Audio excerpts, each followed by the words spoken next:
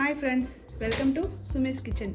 இன்னைக்கு என்ன பார்க்க போறோம்னா வாழைக்காய் வச்சு சாப்ஸ் எப்படி பண்ணலாம்னு பார்க்கலாங்க. இது ரொம்ப டேஸ்டியா இருக்கும். வாங்க எப்படி செய்யலாம்னு பார்க்கலாம். ஒரே ஒரு வாழைக்காவை நான் இன்னைக்கு இந்த மாதிரி குட்டி குட்டியா கட் பண்ணி வச்சிருக்கேங்க, தோலை சீவி. இந்த மாதிரி வாழைக்காய்க்கு மசாலா அரைக்கணுங்க. அதுக்கு என்னென்ன மசாலா தேவைன்னு பார்த்துக்கலாம். 1 டீஸ்பூன் மிளகு எடுத்துருக்கேன், ஒரு அரை டீஸ்பூன் ஜீரகம், 4 பல்லு பூண்டு, கொஞ்சமாக கருவேப்பிலை, ஒரு கைப்பிடி அளவுக்கு வெங்காயம், 2 பச்சை மிளகாய்.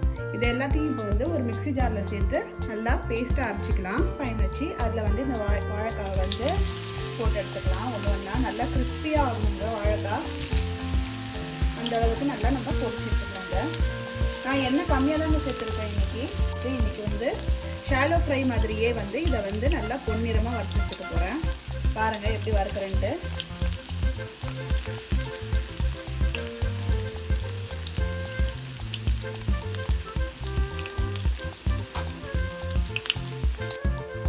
இப்போ இது நல்லா ஃப்ரை ஆயிடுச்சுங்க. பாருங்க நல்லா டார்க் கலர்ல ஆயிடுச்சு.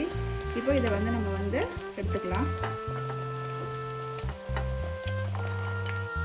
இப்போ நம்ம இந்த அரைச்சி வச்சிருக்க இந்த மசாலாவை அதே எண்ணெயில நம்ம இது ஊற்றிக்கலாம்.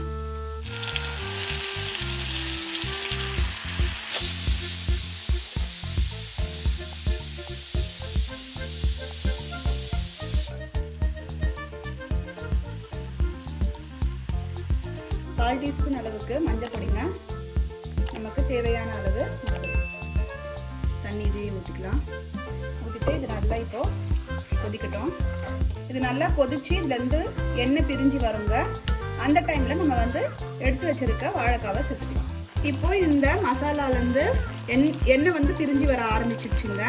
இந்த டைமில் நம்ம இந்த வறுத்து வச்சிருக்க வாழைக்காவை சேர்த்துக்கலாம். வாழைக்காவை சேர்த்துட்டு நல்லா இந்த மசாலா கூட மெர்ஜ் ஆகிற மாதிரி நல்லா கலந்து விட்டுக்கலாங்க. இது ஒரு 3 to 4 மினிட்ஸ் நல்லா ட்ரை ரோஸ்ட் மாதிரி பண்ணி எடுத்துக்கலாம். இந்த வாழைக்காய் ரோஸ்ட் ரொம்ப நல்லா இருக்குங்க. தயிர் சாதத்துக்கு நல்ல காம்பினேஷன். அது இல்லாமல் சாம்பார் சாதம், ரசம் சாதம் எது கூட வேணாலும் சாப்பிடலாம். நம்ம மோஸ்ட்டாக தயிர் சாதத்துக்கு எப்போவுமே உருளைக்கிழங்கு தான் செய்வோம். எங்கேயாவது ஊருக்கு எங்கேயாவது ட்ரிப்பு எங்கேயாவது போகிறோன்னா நீங்கள் இந்த மாதிரி வாழைக்காவை செஞ்சு ட்ரை பண்ணி பாருங்கள், உங்களுக்கு ரொம்பவும் பிடிக்கும். ஃபைனலாக நம்ம இந்த கொத்தமல்லி இலையை நல்லா தூவிக்கலாம்.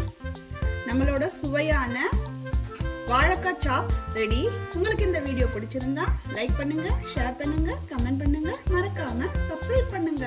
மறுபடியும் இன்னொரு வீடியோல உங்களை சந்திக்கிறேன். Bye bye.